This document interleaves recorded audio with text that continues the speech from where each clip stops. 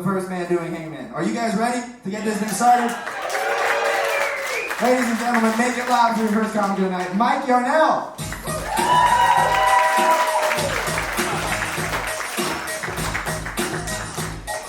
How you doing? First of all, don't worry. This is the oldest comic you're going to see tonight. I can see your faces. You're pretty upset about it. It's kind of the geriatric portion of the show. I think they want me on early so that they know I need to go to bed early tonight. So thanks so much for coming out on a Father's Day. Really appreciating fathers in the house. I know it's a very young crowd. I want to make sure, that we shout out to the older folks. Anybody in my age group here tonight? Can we shout out to them?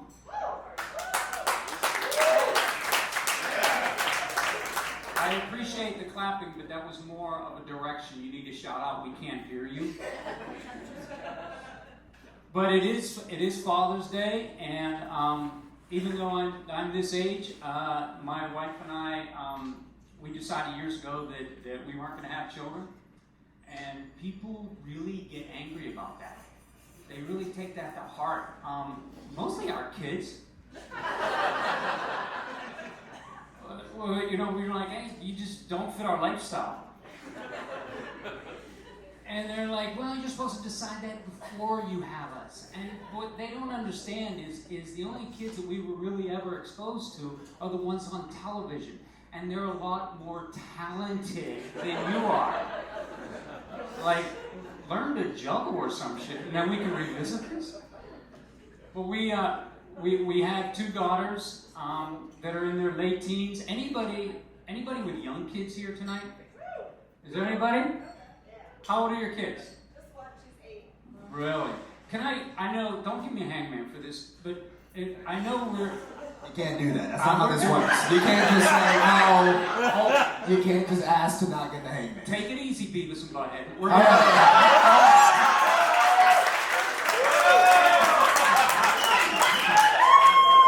So when they're younger, it is so important. I know this isn't usually to be serious at a comedy show, but it's so important to be present in their life, to be there for them, because when they get older, you're not going to want to. Yes. Seriously, our daughters they're in their late teens-ish. I don't know, I don't pay attention anymore. But the thing is, it changed. You're going to see it changes over time. And it changes real drastically. Because as a dad, I would come home someday, and they would just like, oh, Daddy, and run to the door. And then one day you come home, and your wife's standing there, her hair's kind of fucked up, she has a bottle of wine, not a glass. She points to the back room and just says, your kids. Now, when I left for work that morning, they were our kids. Something changed in there. But yeah, we married late in life. Any single guys that are out there, I'm going to make one suggestion to you. Marry late.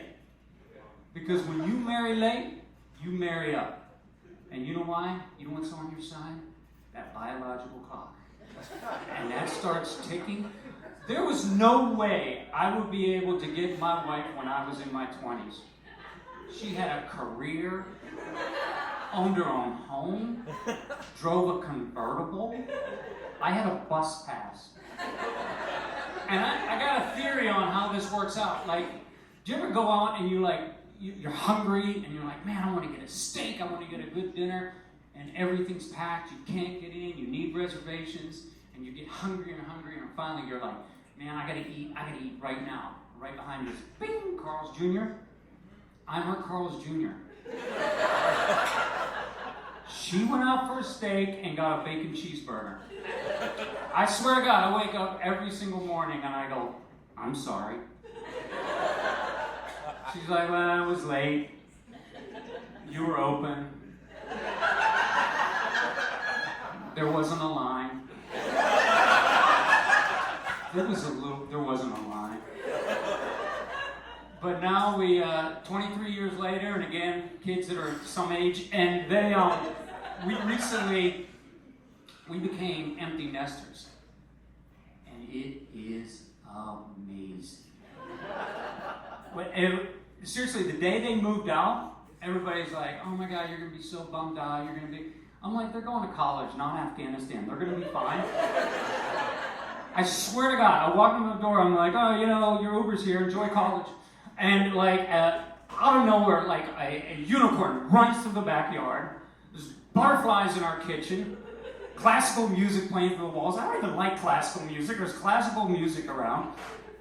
And there is sex in every room of the house. And your wife comes home and ruins it.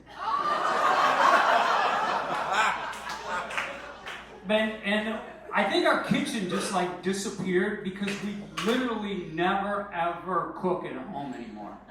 We go out to dinner and we drink wine. That's all we do. Like when I take the trash out to the curb, I have to take like empty Chinese takeout to put it between the wine bottles so that shit doesn't clink when I take it to the curb. And we have been drinking way too much. And this is Father's Day, right? My daughter's bought for me the top of a wine bottle because, get this, evidently, some people open a bottle of wine and don't drink it in one setting. Fucking savages. It's like, if like those kind of people, I think they're the kind of people that like make a turkey sandwich, take a bite and go, oh, that is awesome. And then put it back in the refrigerator and go, I'm going to eat that on Friday. God damn it. I think they're just too young to get that. Yeah. There's an age gap. Honestly, I've been sitting here getting bored waiting for you to bomb at something so we can start doing the show part of it. Well, you were doing too well. I got bored. I was but like, this guy bomb? Here's the thing. In about 15 years, they're all going to get that joke, and you need to take that back off. In about 15 years, he'll be dead, Mike. So, and Aldo will be 25. So now they're in college, right? And they come back, right, for like summer, and now they've added knowledge to being annoying, so it's like annoying squared. And my youngest said to me the other day, she goes, what you're doing to the planet, we're going to have to pay for. We're going to have to pay for what you're doing to our world. And I said, good, because so far you haven't paid for shit. Am I done? No, but you lost a limb. Good job. I lost a limb or I got a limb back? You lost a limb because you got an applause break. Give it up for him, guys. Look, he's making up time. You still have time, though. You still have to finish your time, Mike. You can't just... Oh. Yeah. Okay. You have a minute and 2 minutes and 15 seconds. This idiot started the timer late, so we're kind of guesstimating. But he's almost at 10, so give it power. I literally have nothing else to talk about.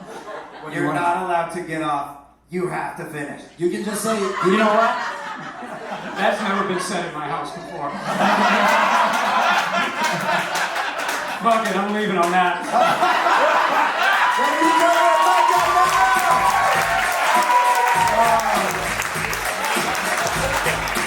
Well, that was the most gangster shit I've ever seen. He was like, fuck it, I don't need a win.